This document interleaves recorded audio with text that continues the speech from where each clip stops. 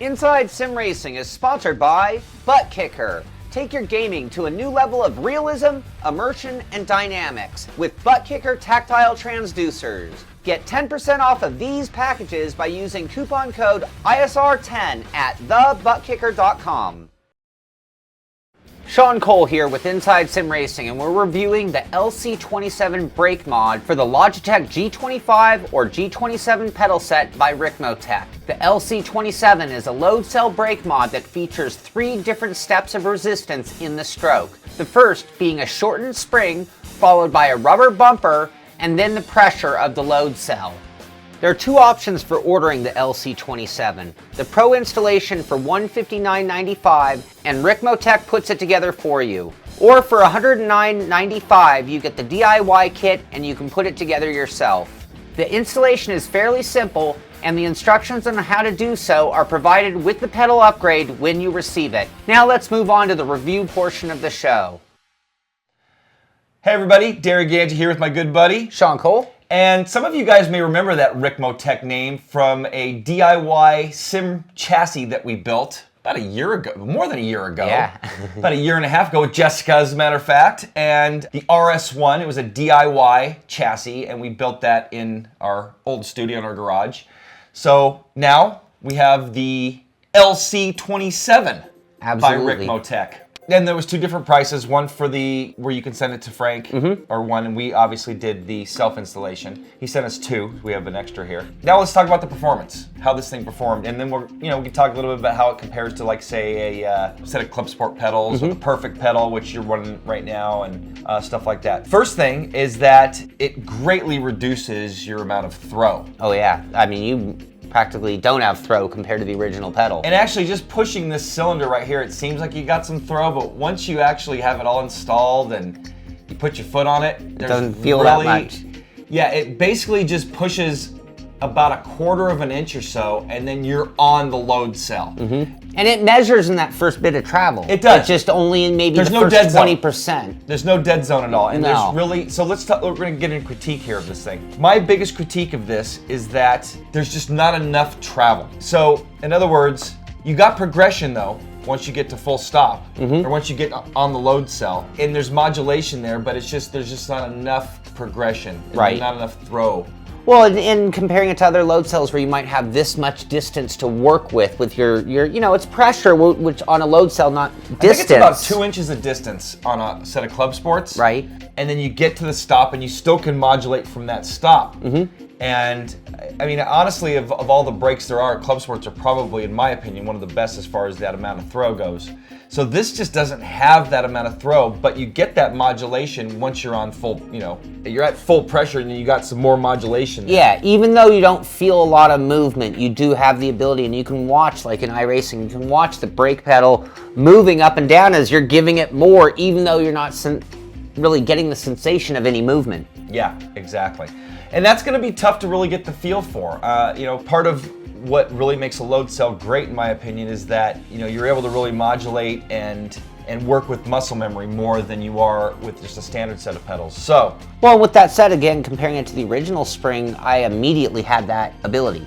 yeah. So, I mean, the original just mush spring where you're just like, how far have I pushed it? I have no sensation on a stock spring. This at least immediately got me into that range where I'm working with those sensations that a race car driver uses. Yeah. So we had talked about, like, compare this to like a Kia, car, street car. Or the cheapest car you can buy. The cheapest. No offense to Kia. The cheapest front-wheel drive base model car for around $10,000. Rental car. Yeah. And how much travel you're going to have in that pedal compared to, like, say, an F1 car, which we have no idea how much travel or how little travels in that pedal. But I would imagine there's not much. And it's a really stiff brake. Yeah, this is more towards the F1 as far as it being a super stiff brake. And in comparison, we did the Bowden load cell mod for the T500, and that was short on throw, had a load, you really instantly on the load cell, and not much modulation. This one has more modulation, I think, than the Bowden. Yes. But similar amount of modulation. I mean, basically you have maybe a 1/2 inch of Well, and you're going to be stomping on it so hard. Like, you have to bolt your G27 pedals down. Those carpet grippers, forget about it. I mean, it's like, these will be hard mounted forever because the forces that you're going to be putting on that pedal. Yep. So what else we got before we wrap this up? Pretty simple review here. It's a brake mod for the G27, like we mentioned. Pretty straightforward. Load cell technology, like we mentioned as well. I think the biggest things to take away from this review are, number one, the installation, whether if you're in the market for this, whether you'd want the self-install or do it yourself, or the pro install. It's affordable.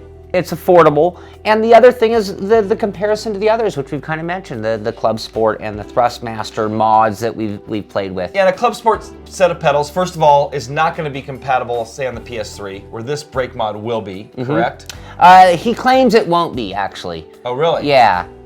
So he says there's no support for the PS3. Now, does it change the... It reverses the access? So, so no, it's not compatible on the PS3. I bet certain games would allow it and others wouldn't, so therefore he couldn't say, yes, it will work. Right. But comparing it to like a Perfect pedal, which is almost $300, that's a mod for the G27. Club Sport pedals is $250. So you're looking at half the price of those really high-end or medium-end pedals. And we've seen some others that replaced the whole cylinder, and they were, anywhere from $100 to $200. So I mean, we've seen a lot of pricey load cells. I also like the way it sits in the housing still. Yeah. So, I mean, if you're not going to completely Frankenstein your pedals, it kind of gives it that stock feel, but the extra wire letting you know it's doing something. So let's rev scale it. Rev scale for me, I think I'd probably give it an 8. I was going to say a 7.5, but we're not doing halves. I'd probably give it an 8. And the reason I'd give it an 8 is for $100, you've completely changed your Logitech system, and at the same time, you haven't broken the bank. So some of those other ones we mentioned, they're practically more expensive than the G27 itself, or more expensive than the system that you might have bought the G27 for. So at least this is a realistically priced mod. I agree with that 8 for us. It's an 8. I'd say for somebody that doesn't want a stiff pedal, that maybe wants a softer pedal, so maybe they bought the Club Sports and they don't like it on the stiffer brake setting that we prefer.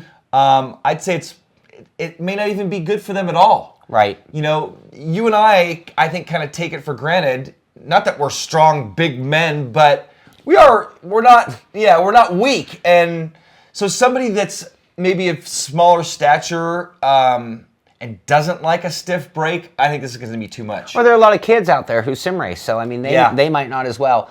And on the flip side of that, the people who are obsessed with Formula One, and I know a lot of sim racers are, it does feel very much like a Formula One pedal.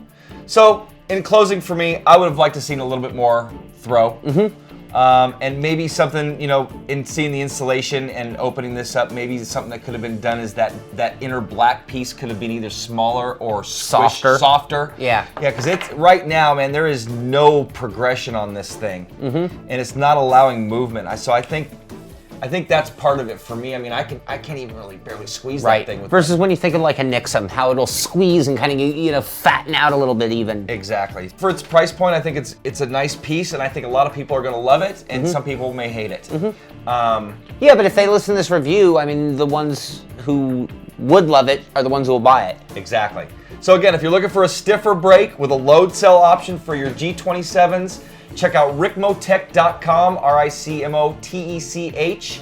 Tell Frank that the guys at Inside Sim Racing sent you. And again, we'd recommend it. It's a solid piece of equipment and it works great. But again, a little bit stiff. Yeah. And something you can get used to. And maybe, I don't know, maybe Frank can offer a softer piece here and that might, add a little bit more modulation. Or I think that's something you and I might even play with ourselves. So it might not be that hard to come up with our own insert. Yep. So that's going to do it for our review of the Ricmotech LC27 load cell brake mod for the Logitech G27 pedals. For Sean Cole, I'm Darren Ganji. We'll see you guys next time.